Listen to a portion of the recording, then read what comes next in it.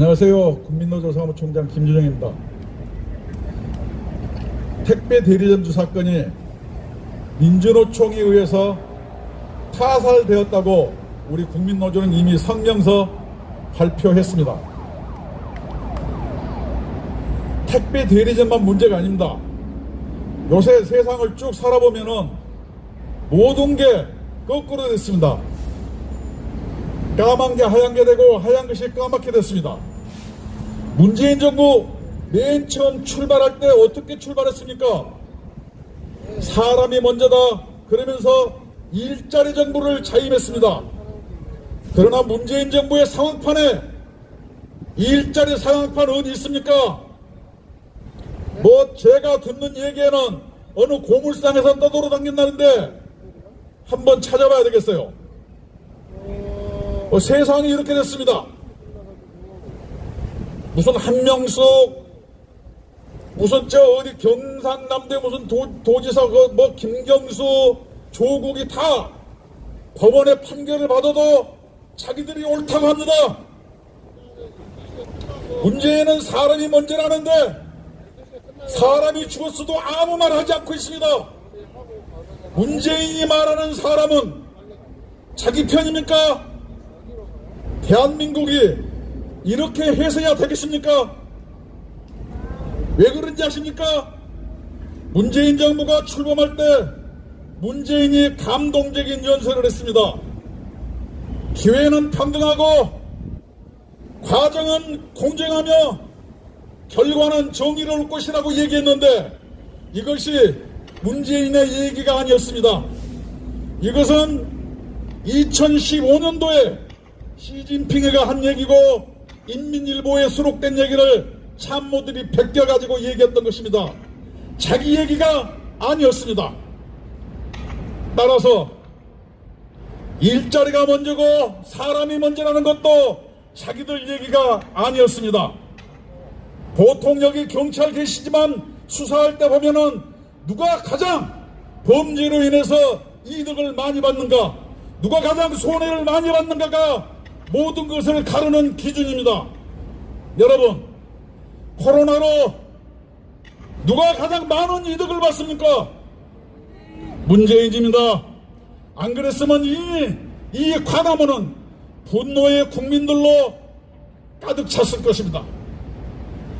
또한 김정은에게 가장 아부에서 이익본자 누구입니까? 베트남에서 쇼해가지고 지방선거를 싹쓸이하고 그랬지 않습니까? 그렇기 때문에 그들은 솔직히 얘기해서 자본주의 시장체제의 꿀을 빨면서도 북한을 옹호하는 것은 자기들의 사사로운 이익, 불량한 이익을 위해서 그러는 것입니다. 그것이 바로 그 사람들의 본질을 이해하는 것은 그 행위를 인해서 누가 가장 많은 이득을 보았느냐는 것입니다. 민주노총도 마찬가지입니다. 사실상 제가 노동조합 위원장을 한 사람입니다. 전두환 시절에 감옥도 갔다 왔습니다.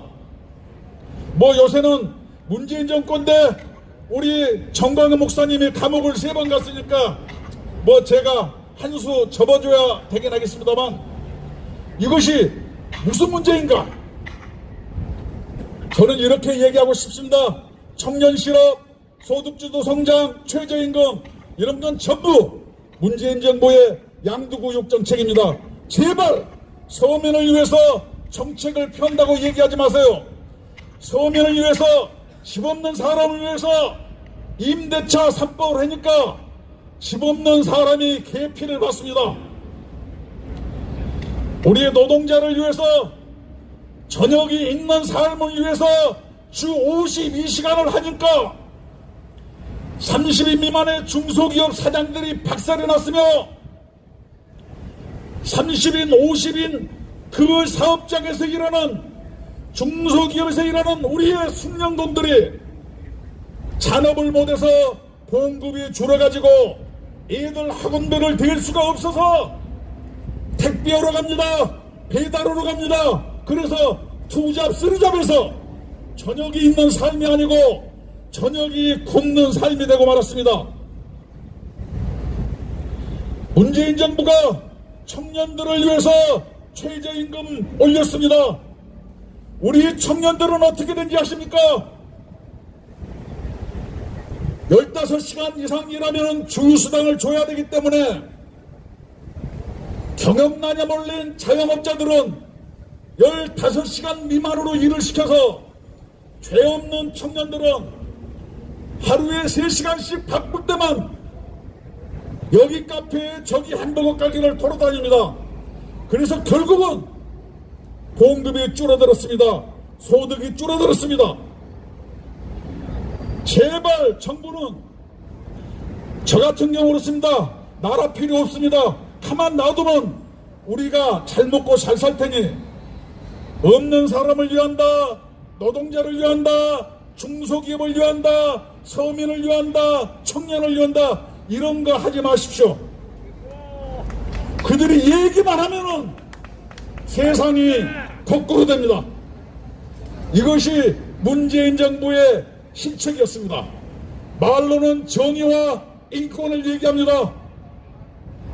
문재인 정부에서 지금 대리점 택배 사장의 인권에 대해서 단 한마디라도 얘기했습니까? 민주노총은 적반하장으로 그 사람들이 사억 빚 때문에 그런다고 돌아가신 사람을 조롱하고 2번 죽였습니다. 여러분, 서해에서 표류하다가 죽은 불쌍한 공무원 생각나지 않습니까? 북한군에 의해서 사살당한 다음에 화형당했습니다.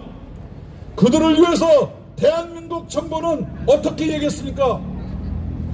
도박을 하고 빚이 있어서 월북을 시도해다가 총 맞아 죽고 북한에서 화장까지 시켜줬는데 왜 그러냐고 얘기하는 겁니다. 이게 서로 똑같지 않습니까?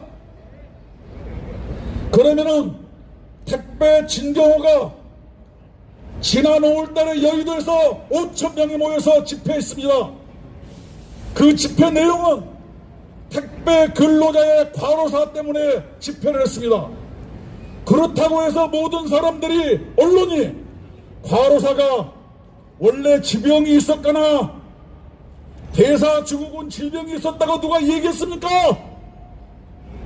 적어도 우리들은 사생활에 대해서 침해하지 아니하고 돌아가신 분에 대해서는 진영 논리를 떠나서 우리들은 애도합니다. 그러나 문재인 정권은 어떻습니까? 억울한 영혼이 죽었음에도 불구하고 민주노총에서는 노동자의 이익과 권익을 위하는 집단이 4억 빚 때문에 죽었다고 이야기하고 있습니다. 이들이야말로 살인 집단입니다. 그들은 더 이상 노동조합이 아닙니다. 여러분, 택배기사는 근로기준법상 근로자가 아닙니다. 개인사업자입니다. 그러다 보니까 어떻게 됩니까? 아메바라고 아시죠? 단백질도 있고 엽록소도 있습니다. 식물인 것 같은데 동물이고 동물인 것 같은데 식물입니다. 택배는 어떻습니까? 문재인 정권에서 택배 기사는 개인 사업자인데도 불구하고 노동조합에 신고필증을 내줘가지고 보호를 하고 있습니다. 돈 많이 벌 때는 사장이고 좀만 불만이 있으면은 불쌍한 근로자라고 이야기합니다. 양수겹장입니다. 이것이 대한민국의 현실입니다. 그들의 잘못된 정책으로 택배 대리점 사장이 41에 자녀 셋을 놓고 극단적 선택을 했습니다. 여러분, 택배 노동조합은 노동조합법상 근로기준법상 근로자가 아니므로 당연히 해체해야 되고 택배노조 위원장은 법률의 심판을 받아야 합니다. 그 택배노조 위원장 진경호는 2006년도에 북한을 방문했습니다. 그래서 50여 명을 이끌고 대성산 혁명열사령에서 북한 일족을 위해서 참배하고 헌화한 자입니다. 그리고 나서 민주노총의 통일위원장을 하다가 그만두고 충청도, 천안 등 충청 지역을 대상으로 해서 우체국에 택배로 취업을 해가지고 자기들 말로는 절치부심을 했다고 합니다. 그래서 오늘의 택배 노조를 만들었습니다. 여러분, 엊그저께 충청도에서 충북 동지회라는 이상한 간척단 사건 기억하실 겁니다. 그들과 연계됐는지도 요 앞에 계신 경찰들은 확실히 밝혀내야 할 것입니다. 그렇습니다. 청년들 불쌍합니다. 제 아들도 28인데 아직 특별한 직장을 가져본 적도 없습니다.